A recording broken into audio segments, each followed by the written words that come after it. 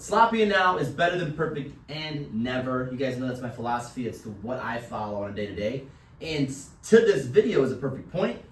Ramzi and I have planned this video for probably about a month. What it feels like a month, probably just a couple weeks. Yeah, probably a couple weeks. But we showed up with everything but what we needed to actually make the video, which would be the tripod. By we, he means he, because it is a joint effort, and anybody who places blame on the next guy is definitely not a nice person. You know the river's right over there. I'm aware. In fact, I take my office is downstairs. I actually take walks down by the river. Do you take walks down by the river? Yes. I used to live in a van down by the river. I don't know if you know what that is. You don't know what that's from, do you? No, not at all. Unbelievable. You said it was the millennials. Does that line up with what you just said? With Farley, what's his name?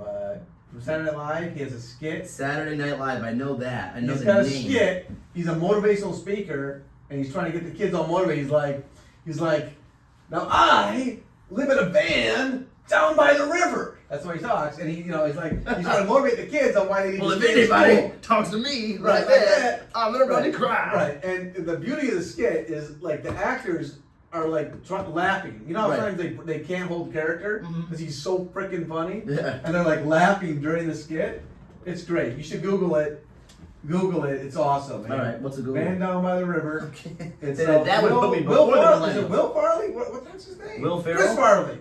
Oh. Chris Farley. So, that sounds familiar. I just don't know. I don't know. Chris Farley, Man Down by the River. Check it out. I'll Google it. You're gonna crack up. On the next episode that we do, and then I'm gonna bring it up, and you're gonna see me either laugh or stare you down. I think we should discuss a Saturday Night Live skit that you should see Yeah. each time, and then you'll go watch it and get back to us. I like that. So we'll play it. We'll play that. You know what? Because I'm old, I know all that stuff. So you're young, you missed all that stuff. Yeah. All the good Okay. stuff. All right, Ramzi. Well, I like where this is going. So as you guys can see, this was our partial introductions. This is how we're jumping in. Right. This is a new, just a new thing I'm trying here. We're gonna call this the Realtor versus Lender. And it's not what you guys think. Like Ramzi just said earlier, was like a WWE match. We're gonna wrestle. And I've been working out for weeks. I was stretching, and then he tells me we're just going to be talking. So yeah. I don't know. You're welcome. You're welcome. I know. I at least I got you on your toes. I needed the highest amount of either fight or flight I could get from you for this for this episode. Right. Okay. So basically, guys, what my vision in this is basically just to come to the table, literally to the table here, and not necessarily sell you guys or sit here and try to pound information into your head. That is just naturally what is going to happen throughout this, throughout what we do. But I want it to be more natural. I want us to talk about, maybe like what we're dealing with in a transaction that we're doing. Maybe we'll just touch base on some different real estate categories. But also we can just sit here and BS. Let's talk about the life behind a realtor, life behind a lender. And that way, in that process, we can try to keep people's attentions, not just bore them to sleep with real estate all the time, because not everybody. Sorry, I was just Yeah, I'm sorry. And that happens to me, even watching my own videos, guys. Because in the making of the video, I'm like, this is some great information I'm pushing out. But 2 weeks later, I'm like, hey, let's go back. I forgot what I talked about. I'm like, so trust me, it's not just you, right? If it's not something that you're interested in, it's not, or you're not focused on it in your life at that moment in time. It's just not something that you're going to sit there and watch. So, and I understand that. So this is my attempt in trying to bring the realtor, the lender together, and bring some life to it. I don't know. All right, let's do it. Let's do it. So Ramzi, I'm gonna start this off to kind of break the ice. Okay. First of all, let's tell us who you are, where you're from, how'd you get here, how'd you land, bro? How to get in here? How did you get here? into this building right now? Did you wake up in the morning? Did you brush your teeth? Well, No, my name's Ramzi Faraj, and I've been doing mortgages for 28 years. Which is kind of crazy. It's kind of crazy. Just a year ago, I moved into an office downriver. Okay. Before that, I didn't even know where downriver was, to be honest with you. Really? I didn't know what it really was. I knew there was. Well, you're missing a whole lot. I learned. I love it down here. Like we're in downtown Trenton. Yeah. Great. Great little city. I love it. Yeah, it's beautiful. It's beautiful. I go to the post office. I walk there. You walk. There's never a line. Like where I live, everyone's trying to kill each other all the time. So I love it over here, man. And then Wyandotte, downtown Wyandotte is great. I love hanging out there. Yeah. So I love it downriver. Downriver, especially between Trenton, Woodhaven, Wyandotte. It's got a lot of like historical vibes to it. Yeah, because it really does. Man. Yeah, character. Like you can tell just in the buildings you drive by. I absolutely love it down here. Sometimes in Wyandotte you get a little frustrated because you can't really like the freeways aren't really close. You can't jump off and go like in other cities, but it's still a very beautiful place to live and be very close to the water. But you got into mortgages 28 years ago. 20 years ago. Your name is Ramzi Faraj. You're with Delmar Delmar Mortgage. Yes, sir. And so this video, I just want to break the ice with you. I want to talk about let's talk more about you. What got you into the mortgage game, and why are you still in it after 28 long dinosaur years? Thank you. You're welcome. Right. You're I welcome. started when I was 3, obviously. Right. Yeah. I'm 31 now. So, I went to college. I got out of college. I got a corporate job. And I hated it.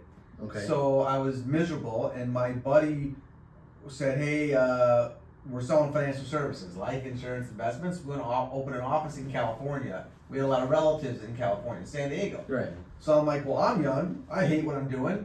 I'm going to drive out to San Diego, California, and make my fortune, right? Yeah. I drive out to California, and I go talk to my relatives trying to sell them life insurance and investments. Right. I guess how that went for me. Not so good. I was based on where you're at now. I was broke beyond belief. In fact, my meal every day, I could afford one meal a day. Guess what it was? Any guesses? I was gonna say ramen noodles, but I don't know. No, I didn't know what that was at the time. It was an all-American meal. An all-American meal is a McDonald's Happy Meal minus the Happy, minus the box, minus the prize. Small French fries, small Coke, and small hamburger for $1.89 back then. Well, that's what I would eat. Well, that's my food budget. Right now, like you just said earlier, right, was the drink now I think is like $2, but also at that time the value of $1 was a lot different. But $1.89 is a big difference, right? Back then. I mean, we didn't have cars back then. We did it, it wasn't as that bad. But yeah. So anyway, so I was broke. So my buddy then calls me up. He says, "Hey, I'm going into the mortgage business. I'm leaving the life insurance deal in Chicago. Do you want to come learn the business, get in the mortgage business with me?" I go, "Well, I need to do something, but here's the problem. How am I going to get to Chicago? Because you're going to drive there." I didn't have money to put gas in the car. Wow, yeah. So he mailed me a mobile gas card, and that's all I had for like food and gas to drive from California to Chicago. So I hop in the car, I start driving, and I realize I should have planned this a little better and thought about, are there mobile gas stations strategically placed where I'm going to need them to get gas to make it through the trip? So let me stop you right there. Yeah. So 28 years ago, when you're driving from that, you don't have the phone GPS, right? You're looking at a map. A map, 100% You a have map. to avoid the dinosaurs and the landslides and the ice age And on your way. Right, exactly. No, but seriously, so like, how are you? Like, you can't look at a map and they don't have like there's a mobile gas station here. So how did you know? Like, they still have the road signs. They had the road signs. So Right. basically, I would sit there, white knuckled, on fumes, Yeah. going, "Oh Lord God, please let there be a mobile gas station." Right now, I'll tell you one thing. When I got to a mobile gas station, it was like a combination mobile gas station, like Subway or something. Yeah. It was like I won the lottery, man. I ate like a king. It was beautiful, right? Right. So I mean, luckily by the grace of God, I made it to Chicago. I learned the business, and then that deal fell through. They were opening a company, whatever. So I'm like, you know what? I'm going to move back to Michigan, where I'm from, where I know people. Right. I'm going to do mortgages. I never look back. I love doing it. I love helping people. It's like the biggest thing people buy in their lives, and this is where their family lives, and it really is the American dream. Yeah. So that's why I really fell in love with it, and it's I haven't looked back. That's awesome, man. So that's an incredible story, right? Usually you ask the question, people are like, I just stumbled across it and it worked out for me. And when I asked you the question, I was hoping you got to the end a little bit quicker, but I'm just messing with you. Yeah. That was that was a phenomenal story, but it speaks volumes that you've been doing it for 28 years, right? Because let's talk about going through the crash stuff. Like, people are here and then they're not in this field. You've lasted 28 years. Let me ask you, what you think has been, because there's been ups and downs, right? Many ups and downs. What has been the reason for your longevity? What's kept you up and kept you going in the mortgage business? Well, again, I think just my passion for like helping people, because a lot of times I'll have clients who other lenders have told them no, they can't buy a house, and I find a way to make it happen. Yeah. It might take some time, but I work with them for as long as it takes, and they're just so happy. Like, I could call these people 3-4 years later, and they're still like treat me like I'm their best friend. Yeah. Because like I changed their life. Yeah. What other profession can you be in where you have that ability? Yeah. Right. So that's kind of, and sure, some years I do a lot better than others, right? Yeah. But that's okay. It's just what drives me is helping families and knowing that it's making a real impact in their lives. Versus if I went and sold cars, or I went and sold life insurance. Right? Yeah. Is that really impacting people? You know what though? Just to touch on that real quick, 'cause selling cars, I got a lot of friends that sell cars. There's nothing wrong with it. Nothing wrong with selling life insurance. And they both. I just can't do it. You just, I was just gonna say, like, either you can do it or you can't do it. In this business, what I can say is, I personally, when I was like, when I was bartending, serving, doing the cashier clerk thing, it was just I enjoyed the helping of, and I feel like if I really, really put my mind to it, I could sell if I wanted to. Right. But when people say you're a salesman, I'm like, I don't look at it as being a salesman. Or like if you're a mortgage lender, you have to sell the loan. But at a certain rate, you are a salesman, right? But in this, you have to have the right, I don't know, I guess the platform or what you're offering people, right? It has to be more to do with what you're offering. It's a different kind of sales. So Yeah. in other words, if I'm trying to sell life insurance or car, and there's nothing wrong with those professions, but I'm trying to convince you, hey, you need to buy this insurance. Right. Or hey, you need to upgrade your car, right? Right. It's not a life and death thing, life insurance is very important actually. You should buy life insurance if you don't have it. But, I'm trying to pull you to He's still selling it. Right. He was done with that 20 Right, years my ago. brother sells life insurance, he can hook you up. So, to this day. But the point is, when you're talking about mortgages and real estate, right? Yeah. People are coming to us and they already know they want. Yes. I don't have to convince That you was what I that was you trying want to it. They already know they dispel want that. it, right? Mhm. So but they need the right professionals Mhm. to help them get the right house at the right price and to be able to get approved to get in the home. Yes, and know what they want, right? Right. There's gonna be certain people that blend and mix with you, and there's gonna be some people that just don't. And Well, everyone everyone mixes with me. Right. Maybe that's and more that's your issue. philosophy. Right. But there's just some personality types that don't mesh, and that's completely fine. There's enough fish out here for everybody to eat. That's how I look at it. And but what my point in it, because you're telling me like how like you love the people and so on, and I'm 100% with that. But the sales part of it for me makes it easier for me. Like if you hate the idea of dying, right? Which you mentioned to me that you do. Yeah, I'm Imagine not sitting in saying front of somebody trying to sell them life insurance. You're like, I hate this conversation, but I enjoy houses and I enjoy the idea of helping people. So for me, it's not like I don't feel like I'm selling anything. I feel like what I'm going to do is take the time out of my day every single day to work hard enough to have the knowledge to back you up, to be your counselor and advisor as I should be throughout this process. Sure. And as long as I do that and people blend well with me and we get along, because you have to like the people that you're working with. 100%. It just has to be, right? You have to. Then as long as I can do that, then that's what makes me happy, and that's my goal in the whole thing. And I really do enjoy it. Yeah, and that's important, right? I mean, look, we only have so much time on the planet. We Right. spend a lot of our time working. You have 150 years though. I have 150 years. I really think you can live to 150. We can get into that in another episode. Yeah, we'll do that next year. Right? And I'm not joking either. I really think you can do it. Don't think I'm crazy. But so, there's a lot of advancements coming on the pipe. Okay. Yeah. Um, and you're so you'll be selling that next, right? Yeah, How to I'm live to selling- 150. Right. How to live to 150. That's Yeah, my next okay. book. Okay. So, the bottom line is, you have to love what you're doing because you spend so much time doing it. You owe it to yourself to be in a Yes. profession you love, Yes. or at least that you like a lot, Mhm. right? If you're miserable in what you're doing, you got to find a way to pivot, right? Right. And to do something you're gonna enjoy. Because just you spend too much time working to not enjoy it. Absolutely. And that's important. You played into that. And talking about our personal lives, because that is absolutely important too. In anything that you do. Have you ever been to like I don't know, like a restaurant? You can just tell the waitress is just very unhappy. Then you ultimately had a miserable experience. She's having a miserable experience. It's very important that you actually enjoy what you're doing. And somebody's been doing it for 28 years. Mortgages, that is. Right. Obviously, it's something that you enjoy. So what would you say?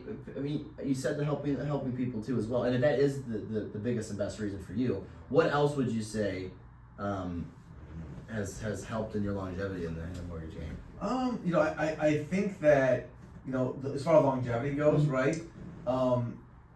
A lot of people, as soon as something gets difficult, Mhm. they want to just jump to the next thing, right? And I think the reason is because they're in it really just for the monetary reason. So Mhm. like there's a lot of loan officers, they're in the business, the rates go up, the market changes, Mhm. they go out, get out, Right. right? But my motivation, your motivation can't be 100% money, right? Right. Look, I need money, I'm motivated by money, but Mhm. if that's all you're in it for, you're not gonna last, Right. right? Because you're not always gonna make a fortune in the business. You're Right. gonna go through lows, right? Mhm. But if during those lows you're still focused on helping families get the biggest, most important thing in their lives, Yeah. right? It drives you and it makes it worth it.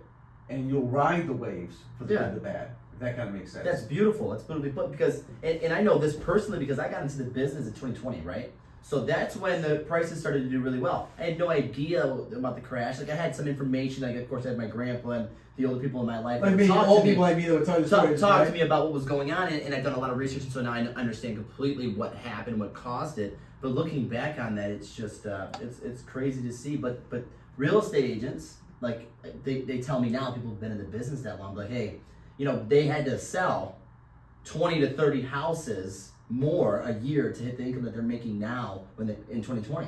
So we have no like they say I have no idea. But let me tell you something. As soon as I heard that, I'm like, now I have to prepare for that. Because it's not for me, it's not just the money, it's exactly what you're talking about. I love the flexibility that comes with real estate and doing mortgages, the flexibility for my family and for my life.